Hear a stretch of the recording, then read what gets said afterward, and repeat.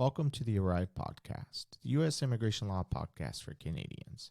I'm your host, Jeremy Richards, along with fellow U.S. immigration lawyer, Christine Jurusik.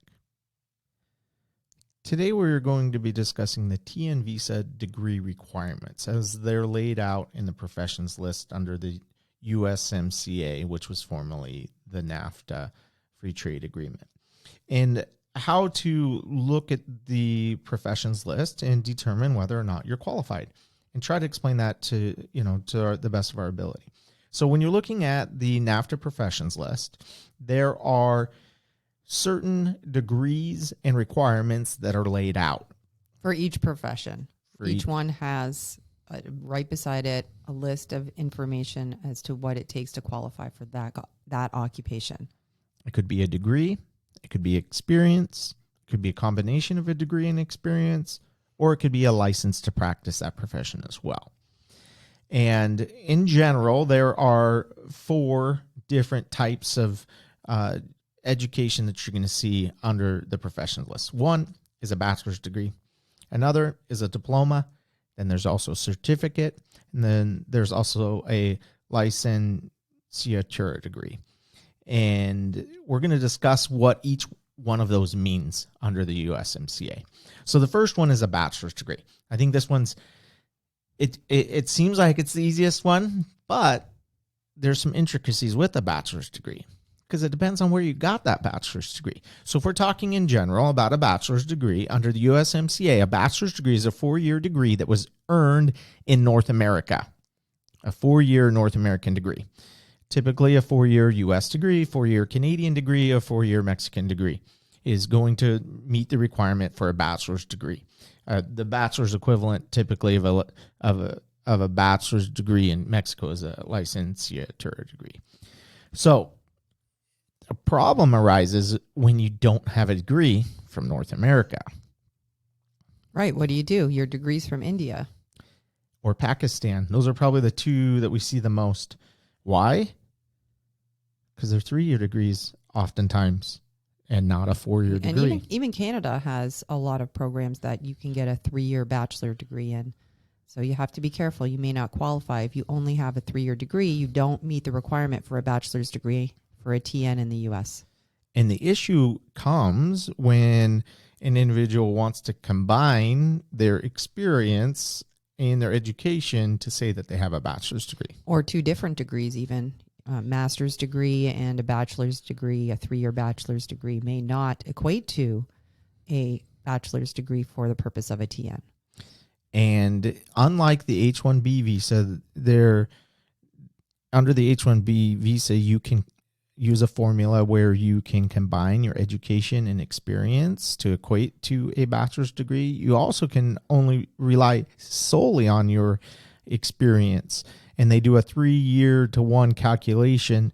3 years of experience equates to 1 year of a degree program. And with 12 years of experience, you can say you have a bachelor's degree. Or you can combine, let's say, a 2-year diploma with 6 years of experience and say you have a bachelor's degree. That works for an H-1B visa, not for a TN visa. And we see this often where somebody will show up and they have an Indian diploma or a 3-year Indian degree, and then they've combined them or added experience, and then they say, oh, I have this evaluation that says I have a bachelor's degree in computer science from the United States. No, you don't. You can't combine, not for a TN Well, visa. you may, but yeah, it's not going to qualify you for a TN, unfortunately. Well, you don't have a bachelor's degree. It's not a bachelor's degree. It's a combination of education and experience, right? So the requirement is a bachelor's degree, and that's a strict interpretation. There's no wiggle room for a TN visa. You cannot combine. That's what it means by bachelor's degree under the USMCA. A 4-year degree that has to stand on its own as the equivalent of a U.S. 4-year degree. And we've talked about this before, but it has to be in a related field. So if you're applying as a computer systems analyst, they want to see a computer science or related degree. You can't show up. And one of the degrees we see a lot, both in Canada and in India, is a commerce degree. A commerce degree, which is oftentimes equivalent to what is like a business management degree. Do they even degree. offer Bachelors of Commerce degrees in the United States? It's equivalent to like a business management degree. Okay. So that's a general degree. It doesn't have oftentimes, and you can do a minor in those degrees, and you can maybe do a minor in computer science or in accounting. But if you don't, and you just get the strict commerce degree, that's like a bachelor's of business administration in the U.S. That's not directly related. It's not a closely related field most of the time, and it's not going to qualify you.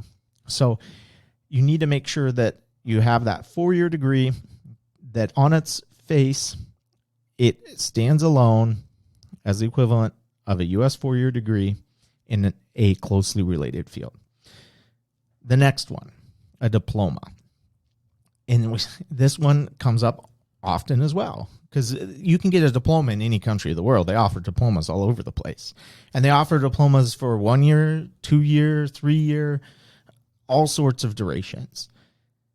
When it says diploma under the USMCA, however, it is defined as a 2-year diploma issued from the United States or Canada only.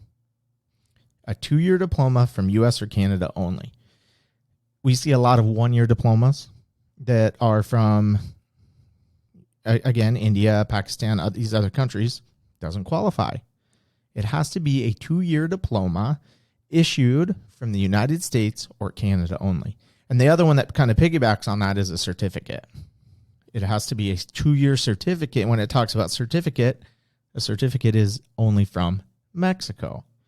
So if you're showing up with a diploma or certificate and it's not from, the certificate's not from Mexico, or the diploma's not from the U.S. or Canada, then it doesn't qualify. Right. Those certificates that you get, in the United States and Canada, certificate courses for 1-year programs or even less sometimes. Yeah, like your Microsoft certifications. Yeah, certifications. They don't count. Yeah, your IT certifications. They don't count as a certificate for the purposes of a TN. We see that often too, where somebody doesn't have a diploma or a certificate, but then they have all of these IT certifications. So the individual may be very well qualified for the profession in general, but just not meet the TN qualifications in order to get the status in the U.S. Yes, exactly. You can't combine those. You can't use those industry-specific certifications. It has to be a certificate from Mexico. It has to be a 2-year certificate from Mexico or a 2-year diploma from the United States or Canada. And then another one that appears under USMCA is the Licenciatura degree. And that is specifically issued in Mexico. And that one's somewhat of a unique way that they issue these in Mexico. It can be seen as the equivalent of either a U.S. bachelor's or even sometimes a U.S. master's degree. And the unique thing about it is when it's issued, oftentimes they are also issued they take an additional exam that gives them a license as well. So they get a degree as well as a license to practice in that profession. And we see that one come up most commonly when people are applying for the psychologist profession under the USMCA. And the psychologist, the qualifications are very specific. It says that you need either a licenciatura degree or a state or provincial license. That's how you qualify. Why? Because that licenciatura degree in psychology comes along with a license to practice that profession. So those are the 4 types of education you're going to see listed under the USMCA. Now, when you get into it and you're looking at your profession, there are certain professions that I think they're pretty good examples of how to determine whether or not you qualify. One of them would be a computer systems analyst. And this is probably the one that we see more common than any other profession under the USMCA where people have questions as to whether or not they qualify. And that is because under a computer systems analyst, you can qualify 3 different ways. It's a little confusing. That one's not as straightforward as some of the other categories, for sure. So you can qualify with a bachelor's degree in computer science or related field. You can qualify with a certificate. Again, that certificate must be from Mexico with 3 years of experience. Or you can qualify with a diploma from U.S. or from Canada. the U.S. or right from a school in U.S. or Canada. And 3 years of experience. So those 3 different ways you can qualify. Now, going back to what we discussed, when you are looking to determine whether or not you qualify, if you have a diploma, again, outside of North America, it will not qualify you. If you have a certificate and it's not issued from Mexico, it's not going to qualify you.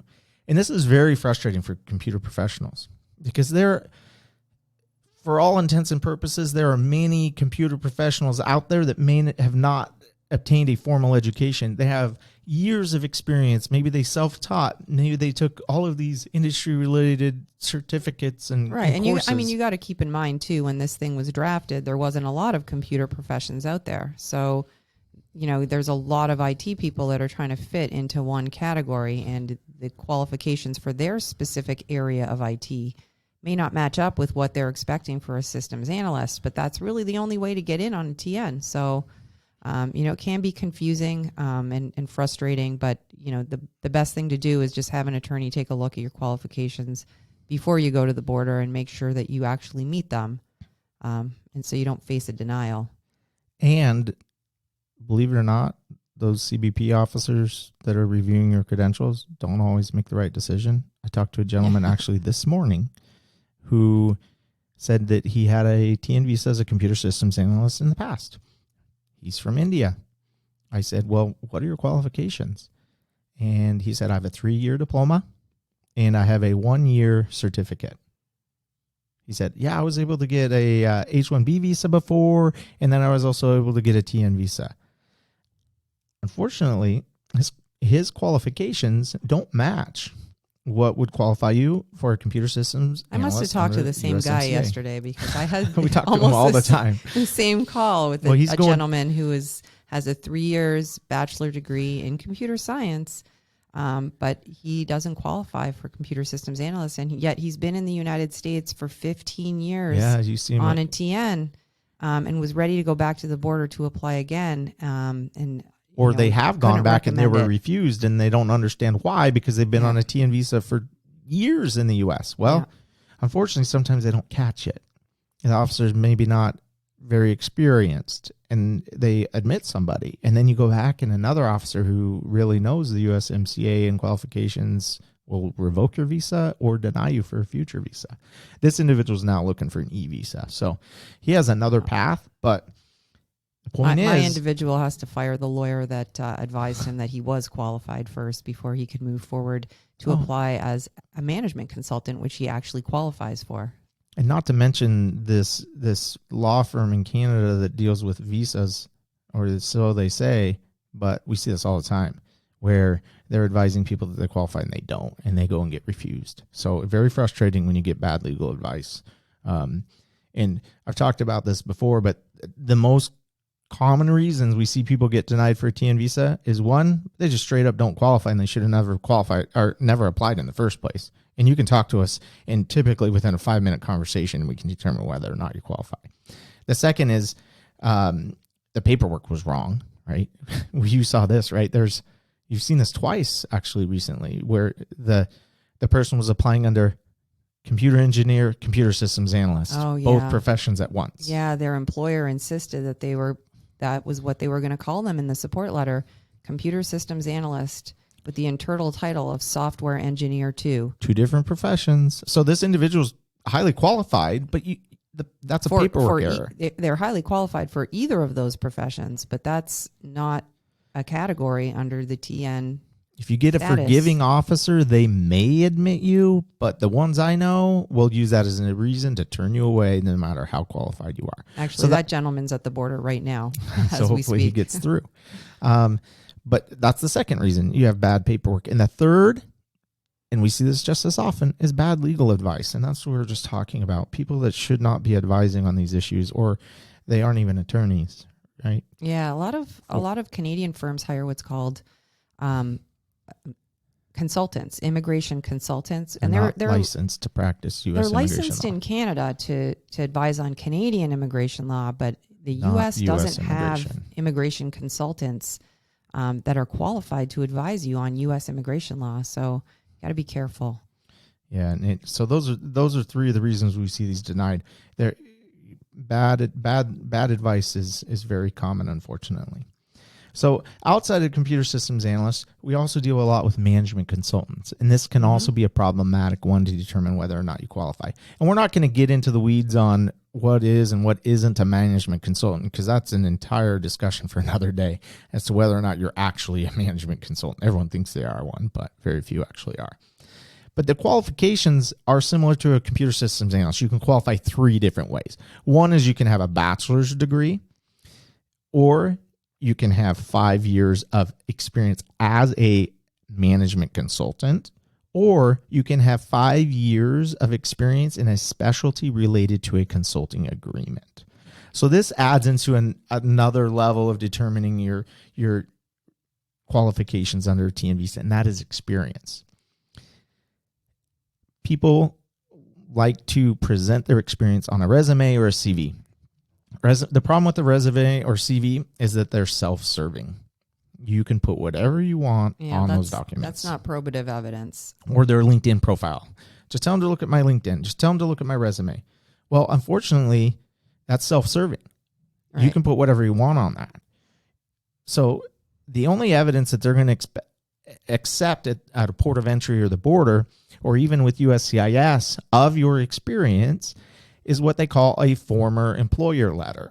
So a letter drafted by a former employer, HR professional, manager, somebody who has direct knowledge of your experience and attests to your experience. And a former employer in general would say, John Doe worked for me as a computer systems analyst from 2010 to 2016 on a full-time basis and performed the following duties.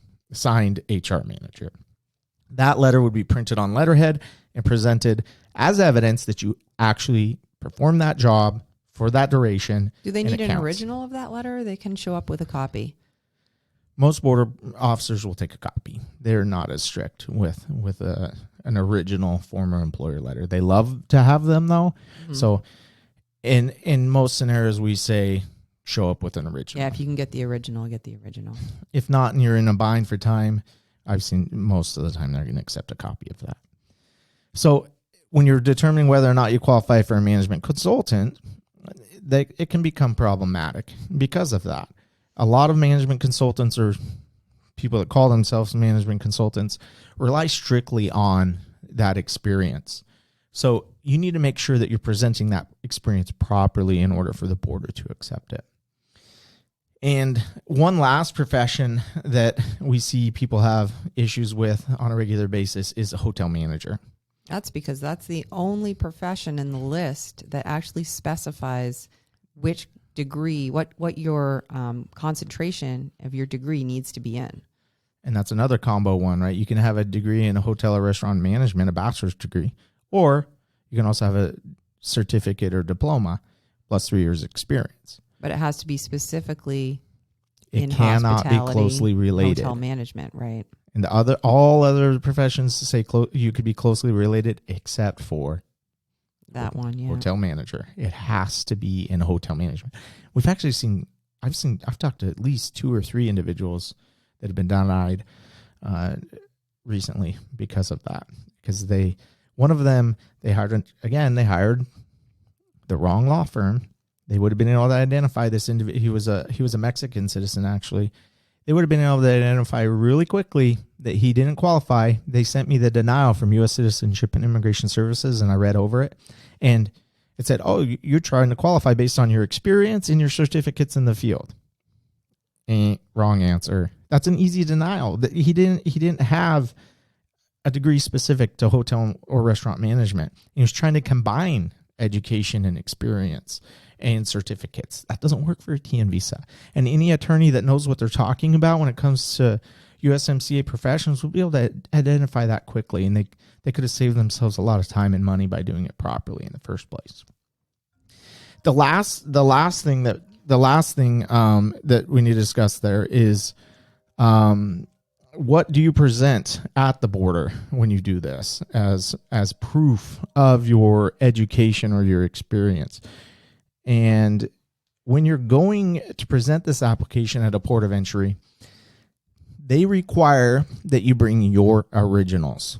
So in this is whether or not you're applying for the first time or the 50th time. You have to go every time with your bachelor's degree, your master's degree, your diploma, your certificate, and you need to bring the original. Right. And even if it's in the frame, you got one of those sealed, beautiful diplomas in a big, huge frame, just bring the whole frame with you. That won't be the first time the officer's seen somebody walk in there with the big, huge. You're sitting there when we used to go, you'd be sitting there in the waiting room and you see someone walking in with their framed diploma. And yep, that person's applying for a TN visa. Yep. You know exactly what they're doing. So originals, and that they want to verify the authenticity of the document. Also, a lot of degrees, diplomas don't say on them what the specialty is. So they want to see the original plus the transcripts, because the transcripts are able to then look at your courses. That's how they're going to make a closely related argument. Yeah, they don't really have any other way to verify whether your degree is closely related until they can see the courses that you took in that area. So it could say it's an accounting degree, but it also could be one of those commerce degrees we're talking about. But in that commerce degree, maybe you had over 50% of your coursework that was in accounting, and then it would qualify you. So, but they can't make that determination without your transcripts. And then the other one we discussed was those former employer letters. If you're going to rely on experience, you need proof of it outside of a resume or a LinkedIn profile or whatever you're presenting. It has to be through a former employer letter. Thank you for joining us for today's episode of the Arrive podcast. If you haven't already, please subscribe wherever you listen to your favorite podcasts. Give us a 5-star rating, and join us next time as we continue to discuss U.S. immigration law topics. Thank you for listening, and have a great day.